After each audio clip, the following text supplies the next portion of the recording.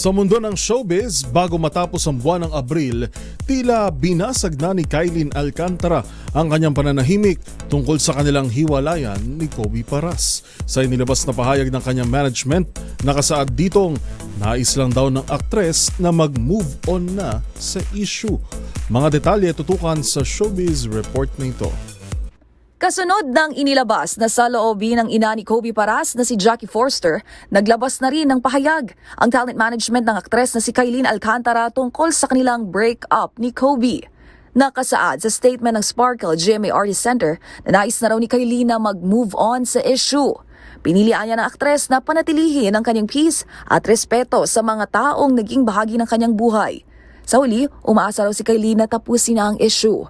Maugunita na Nobyembre noong nakaraang taon nang makumpirmang dating na ang dalawa.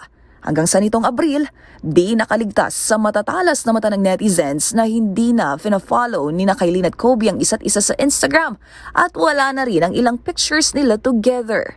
Sa ngayon, tila unbothered naman ang aktres na sinelebrate ang kanyang 4.9 million followers sa IG sa pamamagitan ng isang reel habang wala pa rin inilabas na pahayag si Kobe Paras tungkol dito.